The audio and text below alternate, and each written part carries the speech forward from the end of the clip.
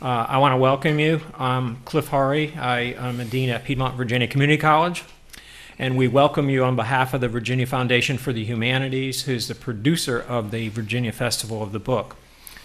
Just like class at Piedmont, please silence your cell phones now. And of course, right after this session, get out the cell phone and tweet about the session at hashtag VABook2015. I don't know what that means, but go ahead and do it. We want to thank our sponsor, the National Endowment for the Humanities Standing Together program. We also want to thank our host, the Virginia Foundation for the Humanities, Virginia Center for the Book, and the Virginia Foundation for the Humanities With Good Reason Radio program. We also want to thank the City of Charlottesville for the venue here. Charlottesville's own TV10 will broadcast this event. This is a recorded event.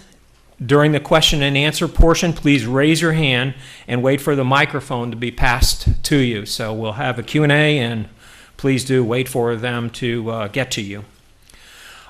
If you wish to support the festival, you can, in fact, pick up a giving envelope at the Omni down the mall and support the festival because the wish is we could sustain it for many more years. There are program evaluations, so please fill out the program evaluations. That will give the festival organizers useful information, helps keep the sessions free and open to the public. It's also available online. I am lucky to be the moderator of a panel with a wonderful lineup. We have with us today Ron Capps. Ron is the author of Seriously Not All Right, 5 Wars in 10 Years. I would seriously not be all right. Served 25 years as a soldier and foreign service officer in Rwanda, Kosovo, Afghanistan, Iraq, and Darfur. He is the founder of the Veterans Writing Project, a nonprofit that provides no-cost writing seminars for veterans and their families. Next to me is Rory Fanning. Rory's the author of Worth Fighting For, An Army Ranger's Journey Out of the Military and Across America. He walked across the United States for the Pat Tillman Foundation in 2008-2009, following 2 deployments to Afghanistan with the 2nd Army Ranger Battalion. He is a housing advocate living in Chicago, Illinois. And on my other hand, we have Fred Foote, MD, who is captain in the United States Navy, retired. He's the director of the Warrior Poetry Project at Walter Reed National Military Medical Center. He's also project manager for Green Road. His collection of poetry, Medic Against the Bomb, A Doctor's Poetry of War, won the Grayson Books Poetry Prize for 2013. I myself am Cliff Horry. I was, in relationship to war, drafted out of graduate school at the University of Virginia after my first year, and went to a faraway place called Vietnam, which postponed my graduate education for 3 years, and came back and was curious. It was curious life to be a student again. What's serious to students is not the seriousness you face when you're on the battlefield. So I got a healthy dose of realism about how stress is. Reading books was not stress. So with no more further ado, I'll turn it over to Fred Foote, who will start us off today.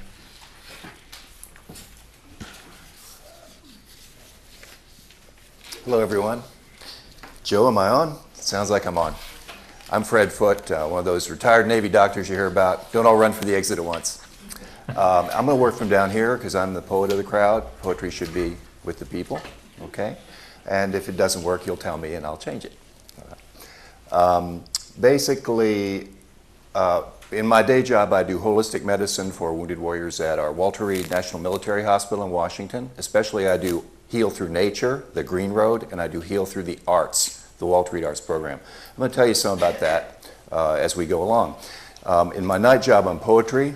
And this is my book, Medic Against Bomb, and you can find all its honors and reviews and everything on the website, Medic Against Bomb, just the title of the book.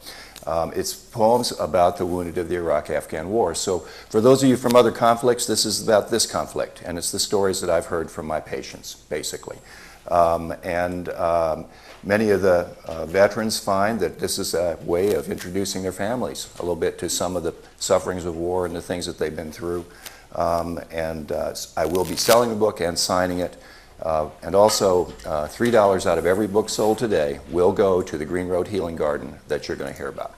So, you know, the night job and the day job kind of come together because I use the poetry book to raise money at fundraisers for the Green Road and the arts program, and in fact raised $300,000 that way. So poetry can really get you in the head of the wounded soldier. I'm going to start out with a couple poems for you, and then I'm going to tell you all about how we're healing those wounds of war at Walter Reed through the advanced medicine. The pictures that you'll see are Navy-approved photos. Sometimes they're the same people that's in the poems, okay? My first poem is about a wounded American soldier, and it's called The Man in the Wound. Quiet the ward, quiet the dressing cart now.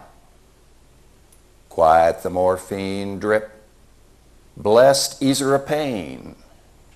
Turning his head as I pass, he says, "Hi, Doc." Asks if I'm working too hard. I look beat, overstrained. His wound came at Nasiriyah, and I was not there to shield him from bullets and flame, being safe in the rear, yet his thought is always of me, the nurse or the friend, sometimes even the enemy soldier he glimpses or hears.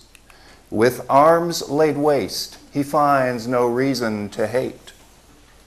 His comrades now are all who grieved and withstood. Just as the wound proclaims the hell all have made, the man in the wound is raised, shown peaceful and good.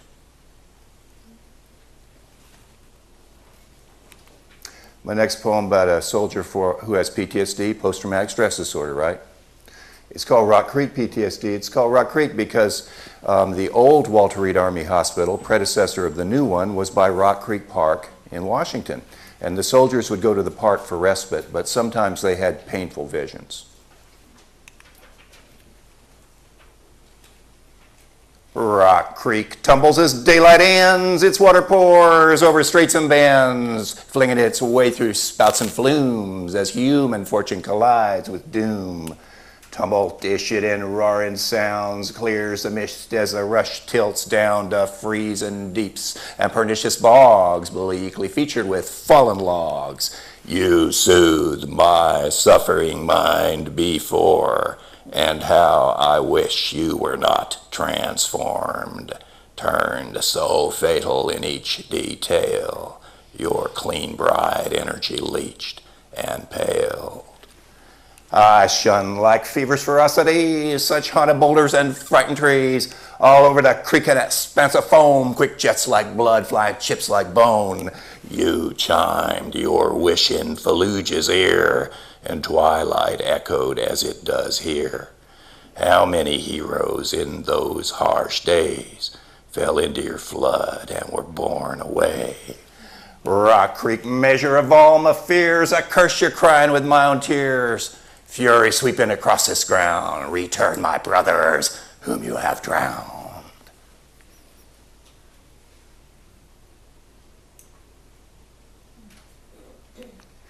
After showing that about some of the traumas that our warriors face, veterans, I'm going to tell you now about some of the advanced ways we're healing that at Walter Reed National Military Medical Center, including the Green Road. Many of you know our problem with this war is post-traumatic stress disorder, PTSD. We've got tremendous numbers and it's caused terrible suffering, and drugs and surgery do not work well for this condition. To heal it, we've had to have a new medicine called holistic care, which we've developed at Walter Reed, and it's the national model for this new care as well as technology. Holistic care is that's a picture of Walter Reed, it's big. Holistic care is any therapy that treats the whole body instead of an organ system. In other words, you got a heart problem, you get a heart pill, right? That's conventional medicine. Holistic treats your whole body at once. So clearly, being in a healing building affects your whole body, so that's holistic care. Family engagement and integration of care to make one integrated care plan, that's all holistic care. That's another healing building. It's our brain injury center called NICO. Holistic care includes all kinds of wellness, and you guys know about these things, exercise, nutrition. But I'm telling you now about healing through art and nature, which is also holistic care. That's the Central Park at our new brain injury center. I told the architect to bring nature in the building, and that's what we got. It's very beautiful. That incredible labyrinth is most beautiful wood. This is philanthropy. Civilian donors help us with this building.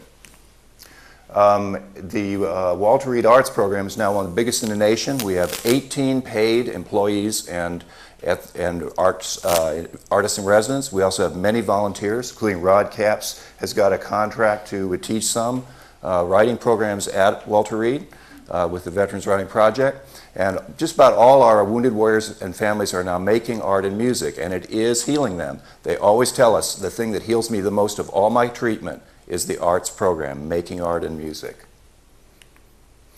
Doesn't have to be complicated, just some simple little art. You don't tell them to write about war trauma or make music about that. You teach them just how to do the art. The rest follows by itself.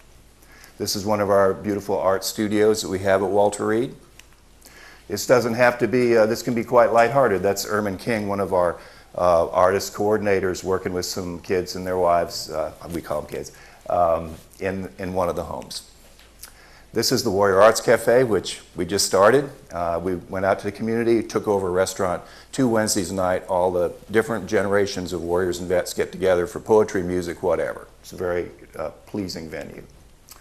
I'm going to come back to the arts, but I want to tell you a little about how we heal the wounds of war and PTSD through nature. This is our campus at Walter Reed, and this is the location of the Green Road. The Green Road is the nation's largest healing garden, 1/2 mile in size, okay? To clue you in a little, I'm not sure if this is going to work good. This here is our campus. It's big, and this is where the hospital treatments are. Our wounded warriors who are there for a long time, including all those in wheelchairs, are here, live here and here in very nice accommodations. We don't do junky motels anymore. That's over, okay? And right now, if you're in a wheelchair, to get around the campus, you have to fight the traffic. That's bad, okay? Why not build a green road, a road that lets the patients with disability move about through nature and in this green zone, including a natural stream that's very peaceful, okay? So the Navy's doing that, $2 million for a wheelchair path connecting these 2 destinations, and my philanthropy group is doing the 2-acre Central Woodland Healing Garden, okay? That is the site of our 2-acre woodland garden. That's 300 yards from the Beltway. This is a beautiful ravine. It's very spiritual and very peaceful, okay? This side is quite steep. We're not doing anything there. This is where our garden is. And this flat part, I'm going to tell you, is in the next slide. This is the plan of our garden, and we will complete this by October at a total cost of about $4 million. You're all going to be welcome to come and see it. Come and see me at the book fair tomorrow to learn more, get my contact information, and I'll invite you to the opening and onto the Green Road in Washington. In any case, this is our garden, right? Now there's 2 zones. I've turned it a little, so the stream that was going like this is now going like that. There's a flat social zone with fruit trees, a stream encounter area to get down in the stream. The warriors wanted that. A glade for arts performances, and a little communal pavilion. So that's very social, right? This hillside here is the sacred part, and on top is the commemorative pavilion, which is sacred to our lost comrades who were killed, okay? And it's kind of like Native American, a house of the spirits looking over the village, watching over the village, and we'll build this pavilion as part of the garden. This is the way that commemorative pavilion looks. And as you can see, it's quite simple. There's going to be a fountain, there will be some artwork, but basically it's just a really open place to be and meditate and remember and to mourn, if you will, while in a setting that tells you that all is not trauma, that there is regeneration, there is healing through nature that can come from the wounds of war. The symbol of our whole garden is the fallen tree. You can see a bunch of fallen trees. And the fallen tree symbolizes the fallen warrior who continues to give life even in death and who is never separated from us even in death, okay? And this is the actual site where the commemorative pavilion will stand in October when we complete all the work on the garden. We got a lot of partners. I'm not going to mention too many. The Institute for Integrative Health, where I'm a, quote, scholar, the mongrel dog of the pack, is the nonprofit sponsor of the Green Road, and the TKF Foundation are wonderful garden people from Annapolis. Tom and Kitty Stoner gave us $1 million to start this out. More partners, we got a ton of them. 4 universities are involved in the Green Road, and part of our money and grant is to have big-time research to really prove by direct measurement that nature and art heal the human body beyond any more doubts. Again, come to the book fair. I'll be at the book fair all day tomorrow with a big sign up with the Green Road on it. I'll tell you everything I don't have time to tell you today, but this is very cutting-edge research that will have a big impact. That's my team. That's my being up top gives the mistaken impression I actually am in charge of these people. But anyway, these are a wonderful crowd of designers, of soldiers, of warriors, of engineers and researchers. And of course, the dog Ralph is a constant part. I can tell you at the book fair tomorrow about our animal program. Part of nature healing is have a lot of animals. We probably have 50 dogs that are in the hospital at any time. Come and ask me at the book fair and I will tell you all about that tomorrow. The research is based on some very new and original ways of metrics, okay? And the bottom line is this, holistic care doesn't get respect because you can't measure its effects. Like if you got something better, if your heart's bad, you make it better, your EKG gets better, right? Okay, we need an EKG of the soul or the whole body so that with mathematical proof we can watch the effects of art and nature upon the body and its healing effects. We actually conducted a national search with some mad mathematicians, if you will, from many universities. We came up with a bunch of them, and I'll tell you more at the book fair tomorrow, but these are kind of revolutionary. I'm just give you one example. This is genomics. Herb Benson at Harvard has 60 genes that are turned on when you have PTSD and turned off when you're healed from PTSD, okay? We've got that data. Now these genes are in this picture here on the upper right. It's really 3 columns, a green one, a pink one, and a red one. You'll see that? Now these are the genes that we measure that they're all turned on when you have PTSD, and then when you're healed of it, they all turned off. We can measure that, all right? And in the middle, if you're on your way, you're kind of pink. Now that's not touchy-feely. That's hard science. And we expect that the nature in the garden, being in the garden, is going to make you go from this to this to this. And after that, nobody's going to argue about the environmental movement, right? I mean, it's obvious nature heals. We need nature. Our other 2 metrics on this project are artificial intelligence analysis of language and complicated mathematics to get a real good expression of how stressed you are. I'll tell you more about these at the book fair. That's one of the, you can see it gets kind of complex. Now this is some pictures from the Green Road. This is our healing, this is our illumination in the winter, which we just had. It's really beautiful. Put 1,000 lights on the site every year. This is the deer. They really own the site. There's no doubt in our minds. If we get doubt, they chase us. But they've been here for 10,000 years. We have Indian arrowheads from thousands of years that the Indians would hunt the deer at this stream. So there's a deep history of interaction between humans and nature in this very spiritual place. Now, I told you a little about Walter Reed Arts program, right? And you understand that they're all making art. It's a miracle healing. It really is. And, but what about all the vets out in the community who can't come to Walter Reed, right? Or those who leave Walter Reed and then they're in the community. You need to get this stuff in the community.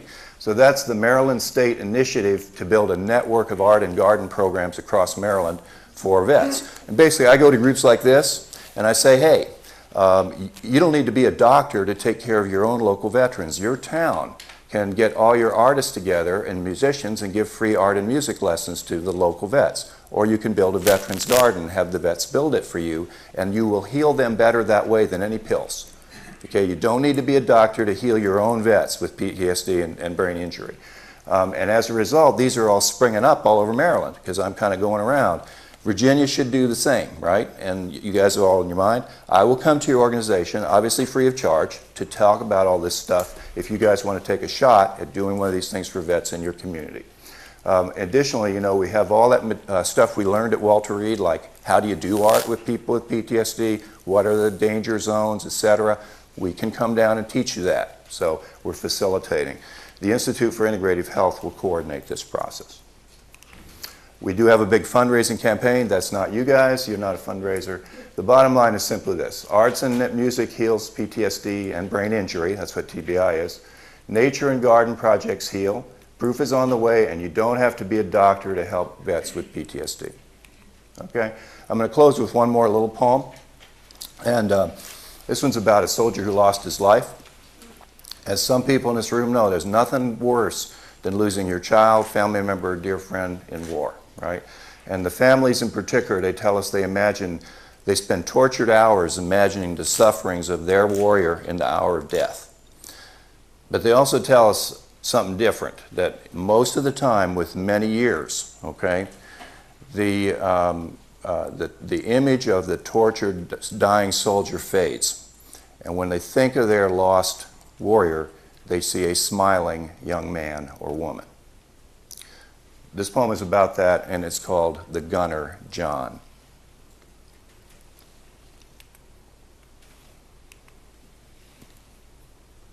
Pity him here, his skull crushed by a tread.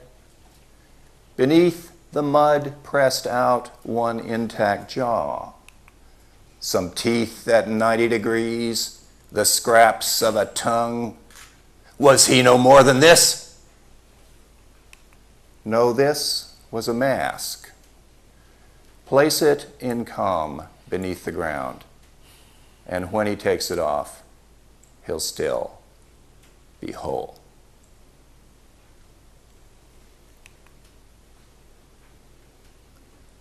Everett Alvarez, the longest serving POW in Vietnam, one of our board. That's kind of what the Green Road is going to look like. $3 off every book sold today will go to support it. And may God bless the United States of America. Thank you.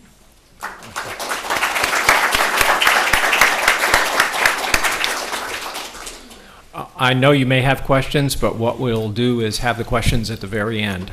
So we'll welcome Rory as the second speaker. All right, thanks for having me. It's great to be at the Virginia Festival of the Book. It's great to be back in Virginia. I actually started my walk across the country in Virginia Beach, Virginia, 4 years ago in September. So a little bit about my book. My book, I would say, is about change. It's about someone who, at one point in their life, thought the U.S. military was a force for good in the world. The book is about my transformation from a devout Catholic to someone who doesn't turn to religion to understand injustices in the world. And it's also about how I came to realize that just about every single person in the United States has a fascinating, interesting story to tell. If you tell them their cool story, they will tell you their cool story. So let's just go back to the beginning. I would say it's 9/11. I had recently graduated from the University of Notre Dame, was looking to pay back some student loans, looking for a little bit of meaning, and I also wanted to prevent another 9/11 terror attack. So I decided, and one more other reason, I thought that 18-year-olds of the world shouldn't be the ones to go off and fight our wars. People with real life experience, 21-year-olds like myself, should go off and fight the wars. So I enlisted in the military. The movie Black Hawk Down had just come out. I was kind of motivated by that. Beautiful piece of Hollywood propaganda. They got me to sign up. I also had this instinct that once you become a member of the military, you're a piece of equipment of sorts, and you wanted to be the most expensive piece of equipment as possible because they're less likely to waste something that they put a lot of money into as opposed to something that is less expensive. So the Rangers was filled with plenty of opportunity to go through training and become expensive. So I went through the training and was deployed to Afghanistan with the 2nd Army Ranger Battalion. One of the things that I realized, first noticed when I was in Afghanistan, was the extreme amounts of poverty in the country. I remember going out on one mission and looking at this woman, and she was digging a shrub when we left, and 2 hours later when we came back, she was still digging that same shrub, and it turned out that she was using that for her food to cook. I mean, she's going to use that as fire to cook her food that night. That's just kind of one small story of the amount of poverty that I saw there. And when you realize that a country that has been occupied or engaged in civil war for as long as Afghanistan has been, people become really desperate. And they would do anything to put food on their table. And so when an occupying power like the United States comes in with millions of dollars and says, hey, point to us and show us where the enemy is, and we'll give you a few $1,000s to do it, people jump at the opportunity. There's a member of the Taliban. Well, it's turned out, I would say about 90% of the time, that person that they pointed to was just a neighbor who they had a conflict with. We'd go in, roll up the neighbor, put a bag over his head, send them to Guantanamo or the like. And then we pay a few $1,000s to the person who pointed out the quote-unquote enemy. There was really little follow-up with regards to the missions that we were going on. Most of our missions were rooted in horrible intelligence.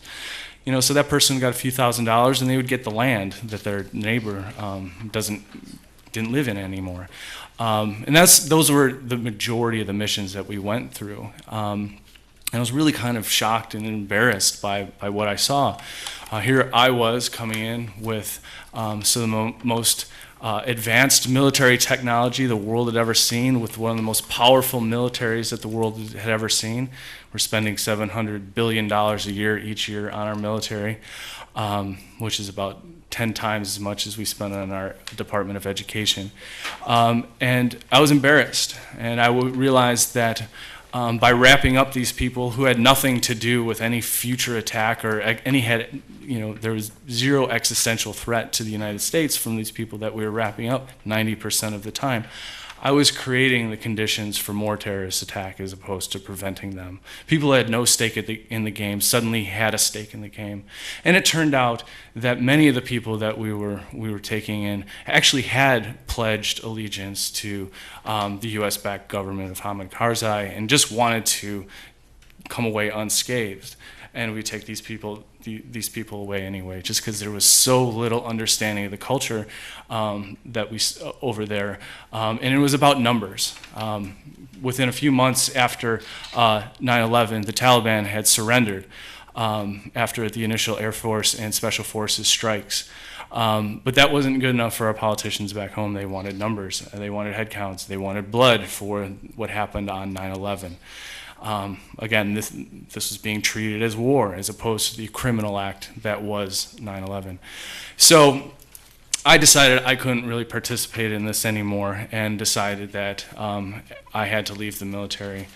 And thus began about 6 months of punishment detail, absorbing the ridicule of my chain of command, feeling of banishment, because there aren't many war resistors in the military, in the Rangers, because of the amount of training that went into it. But there's two people that actually weren't afraid to talk to me when I was deciding to not fight anymore, and that was Pat Tillman and his brother Kevin. I actually met Pat after a training exercise in Fort Benning. I was headed off to a bar, and I walked past a coffee shop, and I saw Kevin and his brother Pat exchanging papers with each other that they had written. I think it was on the Israeli-Palestinian conflict or something like that. And I decided to walk in and introduce myself. And we had about 2.5, 3 hours worth of really good conversation. And in an institution that really discourages critical thought of any kind, it was really refreshing to sit down and talk with Pat and Kevin, and thus began our relationship. So I was expecting to go to jail or be sent to what they call the Big Army to become a bullet stopper. In the Rangers call the members of the Big Army bullet stoppers. And I was called down to formation, thinking this was going to be the day, and I was told that Pat Tillman, was killed in an enemy ambush. He died a hero, and that I had to pack my bags, and I was going to be sent out of the military. And I was really shocked by this because this is not what I was expecting. It turned out that they were covering up Pat's death, and they didn't want to deal with my situation. I had called the Inspector General just because of the way things had been going, and they just didn't want to deal with it anymore. So I was ushered out of the military. So I left the military, and a few months, for about 4 years after that, I kept my situation to myself. I came from a very pro-military family, very religious family. They liked the narrative that I was a war hero or whatever you want to call it, and they didn't want to talk about the idea that I could possibly question the war and what we were doing over there. But I realized that I was only half a person doing that, and I needed to stir things up if I was ever going to become a complete person. So I decided to walk across the country for the Pat Tillman Foundation to raise the $3.6 million that Pat Tillman gave up when he left the Arizona Cardinals to join the U.S. military. It took me about 8 months, and I walked by myself. I slept behind targets in forest preserves for the first couple of months, and then I started to realize if I called the mayor of a various town and told them what I was doing, they would line me up with a high school or a newspaper, and then I started to meet people, and they started inviting me into their homes after a few hour conversations, and I was really struck by the level of generosity and kindness that most people in the United States are filled with. And so it was an amazing experience. I'll give you one story of a gentleman that really stood out to me, and his name was Max, and he worked for a place called Donald's Donuts in Memphis, Tennessee. He was about 80 years old, and he was a Korean War veteran, and he was working hard to keep the doors open of this donut shop, and I was kind of perplexed by it. Turns out that the donut shop was owned by a Cambodian family, and he was actually Max was paying for the college education of the children of this family. They had such problems with language. And he could tell when I sat down that I wasn't telling my whole story about the walk. The walk up until that point, and actually past that point, was largely apolitical. I was still scared to talk about my experiences. I mean, it was almost tougher leaving the military than it was actually being part of the military. And I could tell he didn't want me to turn out to be this person who was 80 years old, living kind of guiltfully by helping this family, and we kind of talked about that briefly, and so he encouraged me to talk about my story, and I've tried to do that. Anyway, kind of wrap things up. This is kind of the shorter version of this, but after I finished the walk, I also felt like things were unresolved because I wasn't speaking about my experiences as a war resistor as I walked across the country. So I decided to retrace my steps through history books and find all the conscientious objectors of a different sort throughout history, and give brief,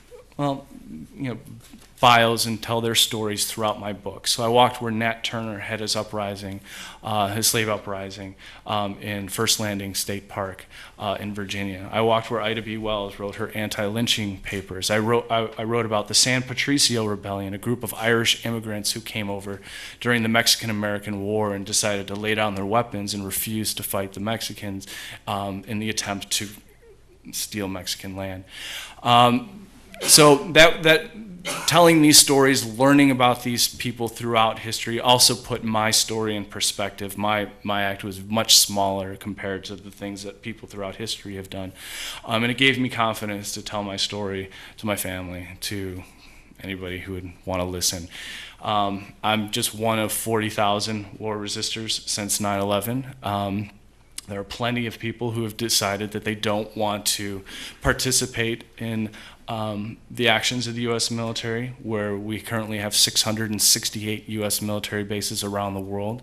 We've invaded 49 of the 54 African countries since 2011 in quote-unquote military operations, and 2/3 of the world's countries we've conducted military operations since 2001. National sovereignty exists for every single country except the United States. It does not exist for every single country except the United States.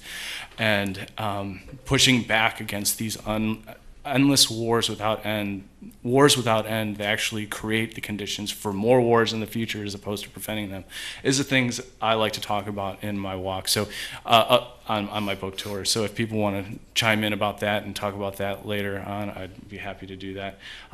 But I will leave it there and hand it over.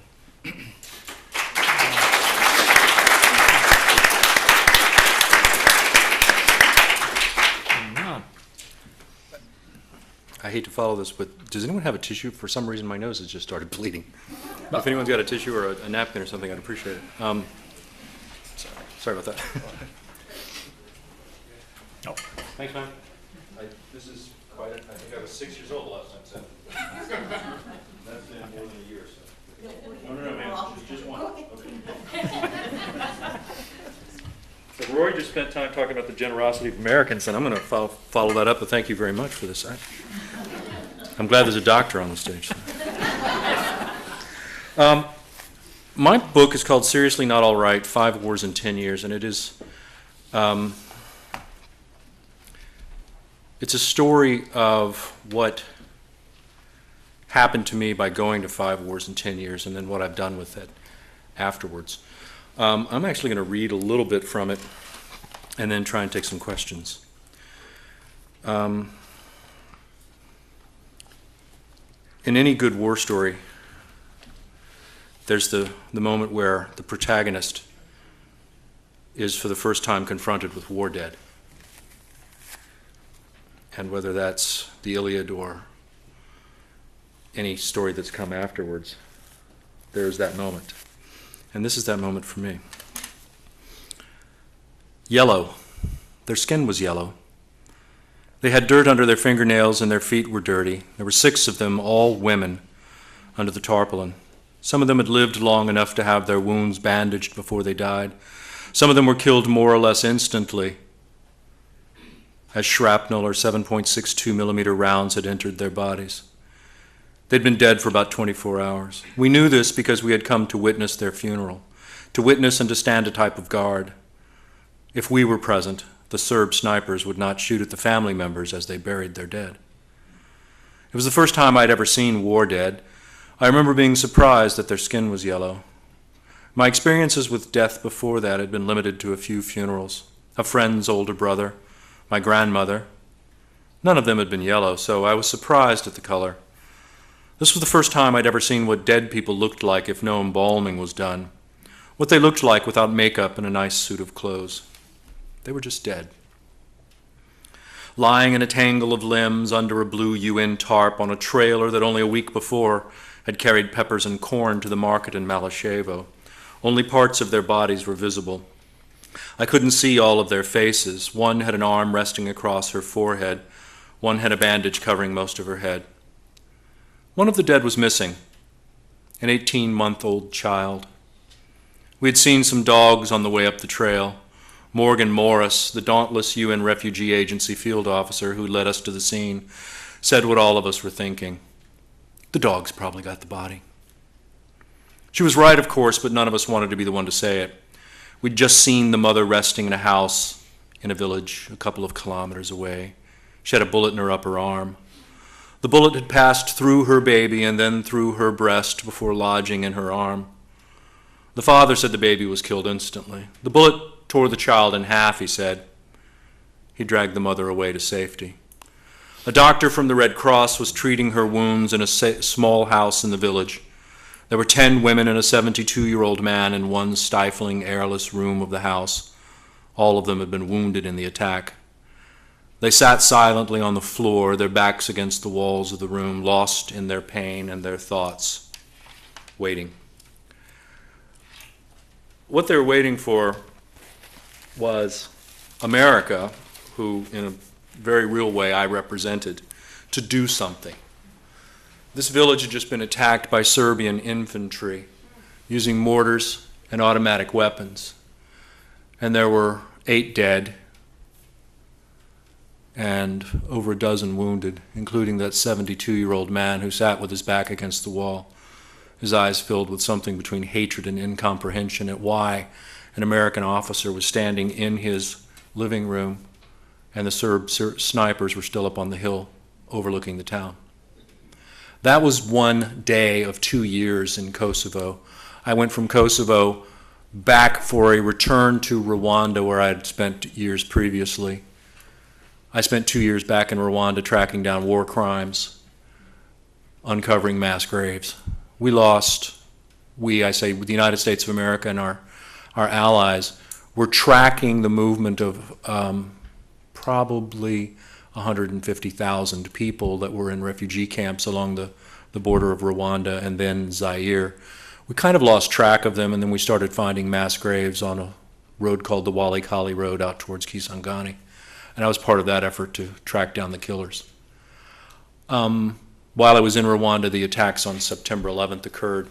And like all of you, my life was changed dramatically. I'd been out of the regular army for a few years. I was a soldier from 1980. I was a regular army soldier from 1983 to 1994. I left the regular army and joined the State Department as a political officer, foreign service officer, but stayed in the reserve. And after September 11th, I just kept getting called back. The first assignment was to Afghanistan, 2002. Stayed there for a year. Went back to my civilian job at the State Department and was immediately put into a very small little office, moving paper back and forth between the American Embassy in France and the Department of State. And if you can imagine anything less interesting, please let me know. God, it was terrible. And I sort of stunk at it. I wasn't very good at it. And so finally some friends of mine showed up and knocked on my door, and please come in. Hi, we're going to Iraq to debrief a bunch of terrorists. Would you like to go? Yes, I would. Thank you. And that, so I went to Iraq for the State Department. I was in Iraq when I got an email from a friend of mine saying, in my reserve unit back in Washington, D.C. at the Defense Intelligence Agency, where he said, hey, you're about to be mobilized to go to Iraq. The irony of this was not lost on me, but it was certainly lost on the Army, who said, fine, we'll just save some shipping costs. We'll send you a duffel bag full of uniforms and it'll all be good. We negotiated, and my choices were either go back to Central Africa and beat around in what was then the Democratic Republic of Congo, tracking down more war criminals and uncovering more mass graves, go to Mauritania and open an office. And if your geography of Africa is not perfect, let me give you a hint. There's Mauritania and there's Mauritius. Okay, Mauritius, yes. Mauritania, no. All right, so that's simple. Slavery still exists in Mauritania. It's on the West African coast of the Atlantic, and it's just a mess. And so I didn't really want to go there. Or they said you can go to Sudan, and I'd always wanted to go to Sudan. Yes, I am one of those people who's always wanted to go to Sudan. So I did, and I spent the next 2 years in Darfur amidst what 3 secretaries of state and 2 American presidents have called genocide. In the midst of all of this, I did a very, very poor job of taking care of myself. I wasn't getting enough rest, enough downtime. I had been diagnosed with post-traumatic stress disorder in Afghanistan while I was there, treated by a military psychiatrist, allowed to not let that appear in my medical records because I was deathly afraid I would lose my security clearance. I'm going to read you just a little bit more and then tell you a little bit more of the rest of the story. In the cold pre-dawn, I can hear generators running and vehicles moving on the other side of the base, but it's quiet inside my tent. None of the other soldiers I share the tent with is even snoring. I've been awake for a few hours, but I stay in my sleeping bag, fighting the nearly overwhelming urge to run away. The Taliban have launched a couple of rockets toward the base during the week, so we're all a little on edge, but that isn't what's keeping me up. I'm bundled into my sleeping bag, trying to control my racing heart and trembling because the dead have come to talk to me. They've been coming every night for a couple of weeks. The dead from Kosovo or Rwanda, beckoning to me, pulling me from a warm, comforting sleep into a series of wretched, tormenting, wide-awake dreams, Tonight, it's the dead from a farm near the town of Podievo. Burned Bible black, twisted into hideous contorted shapes, they lie in a cold rain that falls through the burned-away roofs and pools on the dirty floor. Do you remember us, they ask? Most assuredly. The night before, it was the dead from the village of Rachak. 45 of them shot in the back of the head and left to die in that rocky ditch on a frozen January morning in 1999. They've dropped by for a chat. Why didn't you do more to save us, they ask. Why indeed. Night after night, they appear on the big screen of my mind in oversaturated technicolor, writhing and imploring. Night after night, the murdered and mutilated come back. Each time I am scared and ashamed. I know they aren't real. I know they are only images in my head, but I fear them no less for knowing this. They terrify me for what they remind me of, the fighting I didn't stop, the lives I didn't save. They terrify me for what they represent, that I can no longer stop them from taking control of my mind. I lie on my bed, trembling, eyes wide open, but still seeing the dead in front of me. The trouble begins slowly developing over time, and by the time I'm fully aware of it, I'm having graphic, violent dreams nightly. I wake from these dreams in a panic, shaking, heart racing, crying sometimes, always afraid to go back to sleep. I'm losing control of my brain, of my mind. In time, I even start seeing these images when I'm awake. During the day, I'm unable to concentrate. I sit at my desk or go to planning meetings for operations, shaking until I have to leave the tent to go outside to get control of myself. I fear I've lost my mind, but I'm afraid to ask for help. I fear I'll be ridiculed, considered weak and cowardly. In Army culture, especially in this elite unit filled with Rangers and paratroopers, asking for help is a sign of weakness. My 2 Bronze Star medals, my tours in airborne and special operations units, none of this will matter. To ask for help will be seen as breaking. But when I can no longer control the images in my head, when in the middle of the day I'm forced to hide, shaking and crying in a concrete bunker, railing against the noise and the images, when I realize that to continue to deny this would endanger the soldiers I was sent to Afghanistan to lead, I finally do ask for help.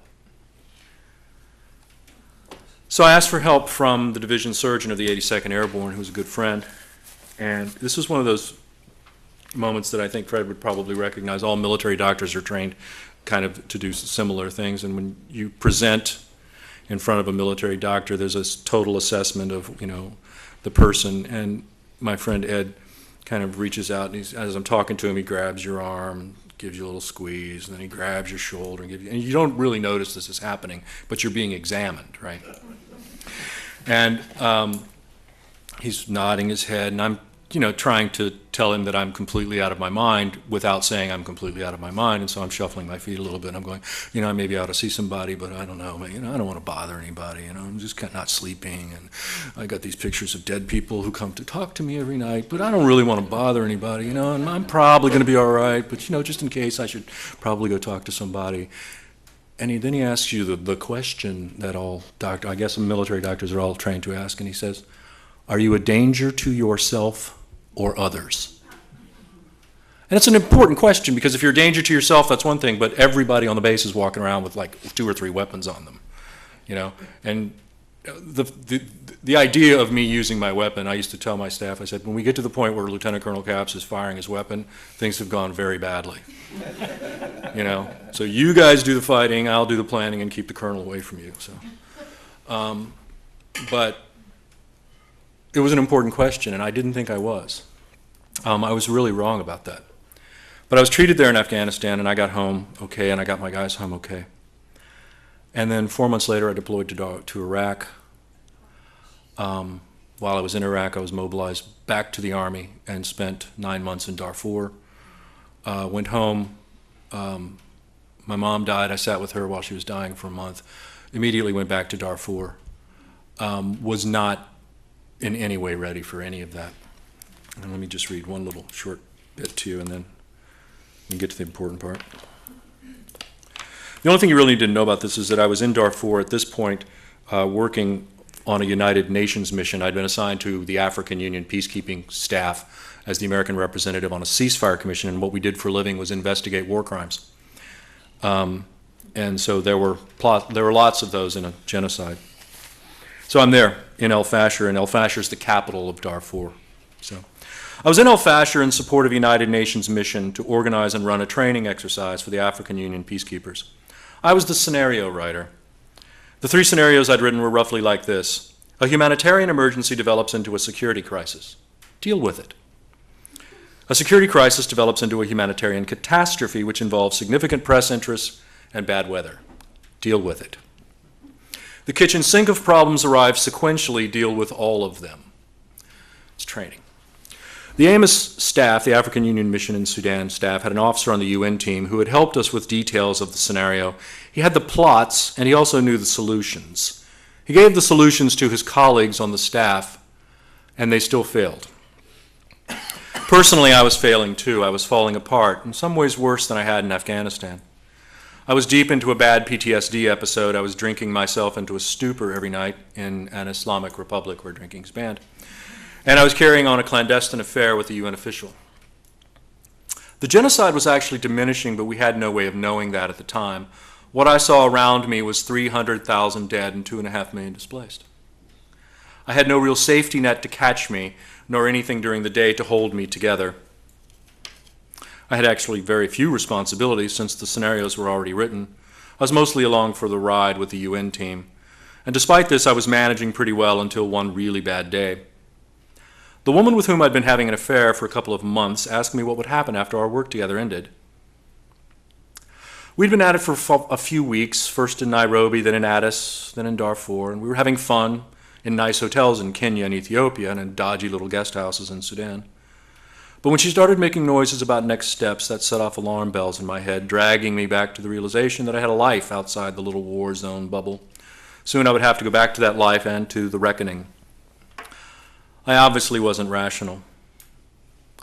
I was functioning at a pretty high level, writing intricate scenarios for a modern-ish fighting force, continuing to collect information about the status of rebel forces' disposition and actions, and writing reports for the embassy.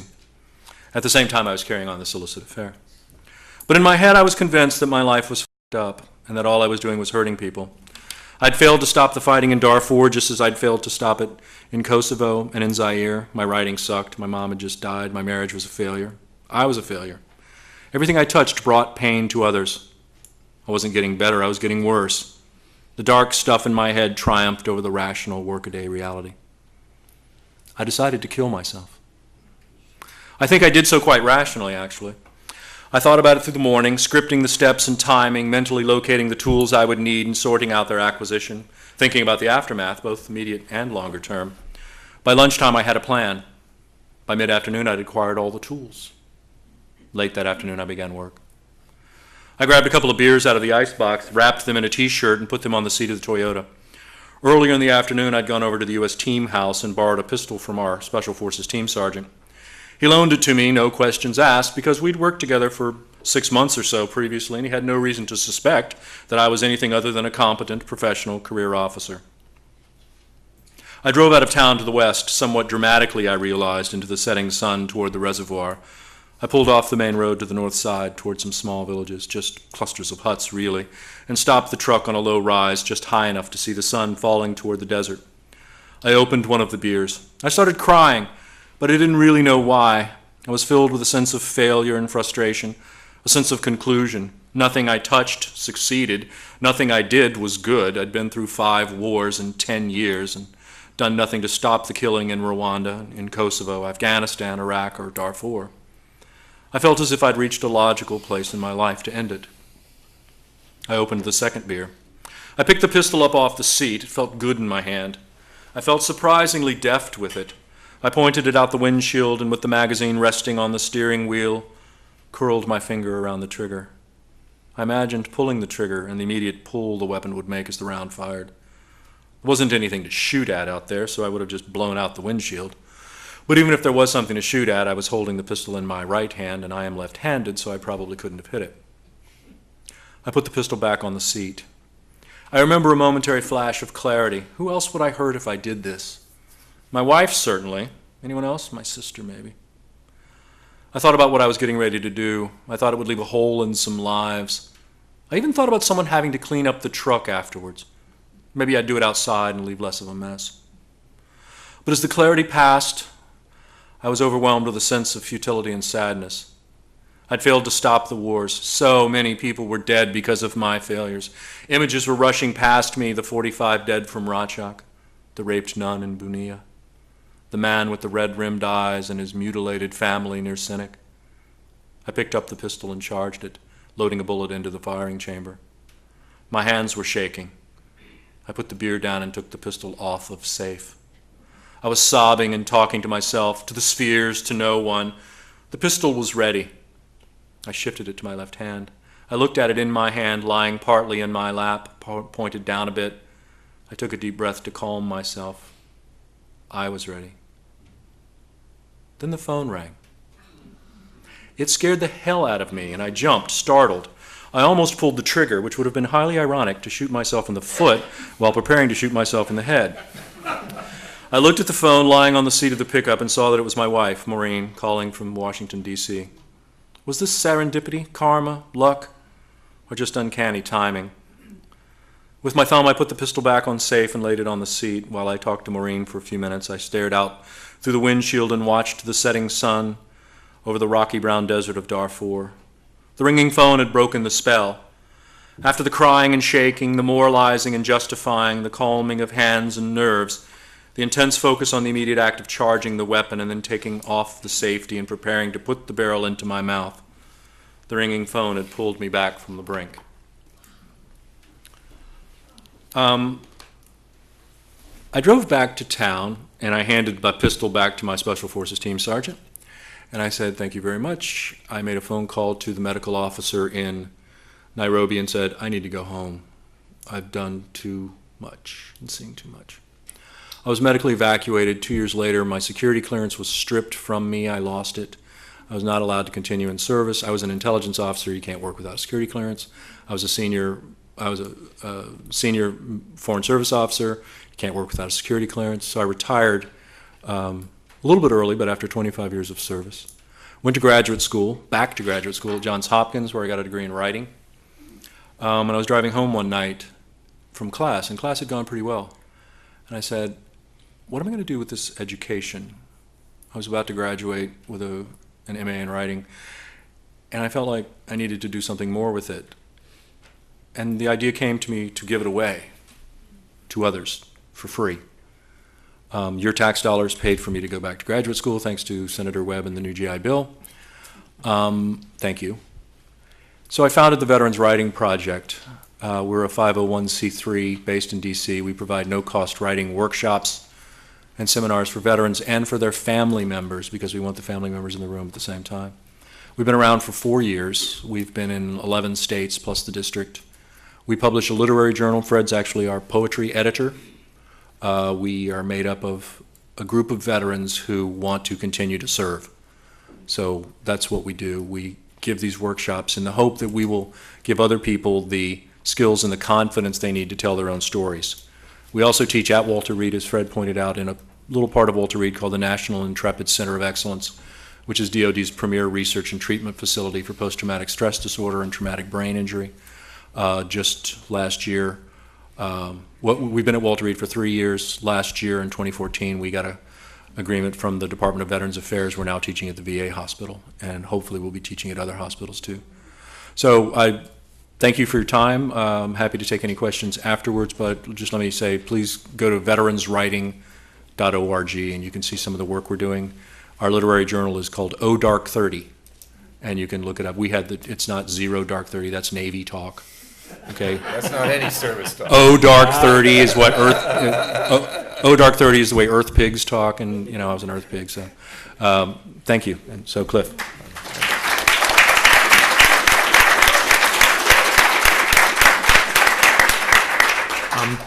We'd like to entertain questions. I've seen the waving of a thing that looks like a shot clock in basketball, so 10 minutes. So why don't we go ahead and see if we have questions from the audience for any of our, yes, down here.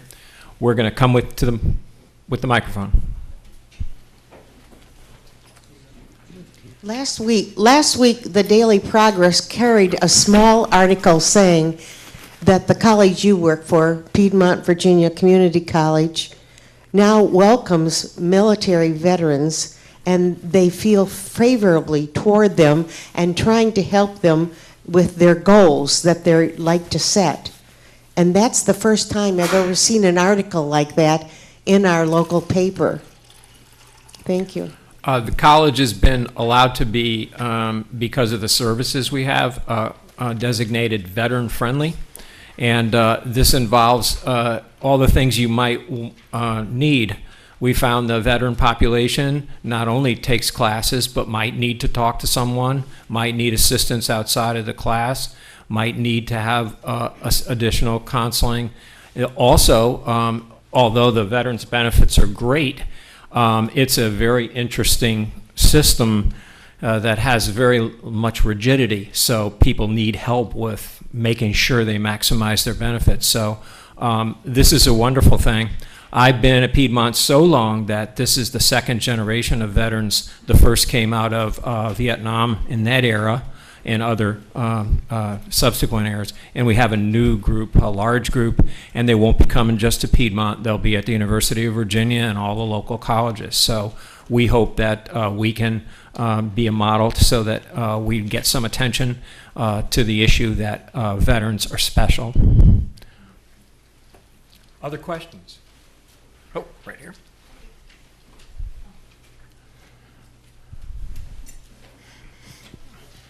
Ron, I'd like to ask you a question. This idea that anybody who asks for help, particularly in the mental psychiatric place, has been prevalent for forever. What is the Department of Defense doing about changing that? Because if you go in, I know that, if you go in and you ask for help, that's the end of your career. Or at least that's the perception. Well, that's the perception, yeah. Let me just talk about very briefly some of the steps that have been taken. One of the problems had always been that if you have a security clearance, someone's going to ask you if you've asked for or received mental health care. And this was question 21 on the list of 30 questions that everyone was asked. Question 21 basically was the death knell for a lot of people's careers. That question has now been changed from have you ever asked for or received mental health care to something like have you ever asked for or received mental health care that was not directly related to a deployment? And so, I mean, maybe Fred is a little closer to this. I retired before he did. But that question, changing question 21, changed everything. There has been a drive among senior leaders to make asking for mental health care less challenging. There's just been a move in the past, I think, 6 months that we've seen a number of senior officers come out. General Carter Ham, who was the commander of European Command and of Africa Command later, so 2 different 4-star commands. He said he struggled. General Gary Patton came out and said when he was a brigade commander he had a lot of problems, and he ended up getting 2 stars later. So we've only seen a couple of senior non-commissioned officers, but notably a guy named Chris Ferris, Command Sergeant Major Chris Ferris, who I've worked with before. He's the current senior enlisted advisor at United States SOCOM. He's a Delta Force guy. He has come out and said he had a lot of mental health problems and is now working very much on getting, on reaching out to others with his wife. And the 2 of them are coming together as a team. So we're starting to see some moves. I wrote a piece for Time magazine, I think 3 years ago, where I said, you know, it was like, oh no, we have to stop calling it post-traumatic stress disorder. Let's just call it post-traumatic stress. That's all well and good, but the issue is not, it's not a lexicon issue, it's a leadership issue. And so every leader in the military from corporal to 4-star has to get behind this and say, it's just health care. Stop thinking of it as being different because it's for mental health care. It's just health care. If you have a broken leg, you know, I'm sure Rory remembers, you know, somebody always gets hurt on a jump. And if you break your ankle, you know, you're stuck in the S3 shop making PowerPoint slides, and then you're welcomed back to the unit. But if you say, hey, I got PTSD, you're a pariah, and that needs to change. There's been movement toward it, but I don't think it's complete yet. I don't think anywhere in America we're good at it, but there's also a huge shortage of mental health care professionals at every level. Other questions?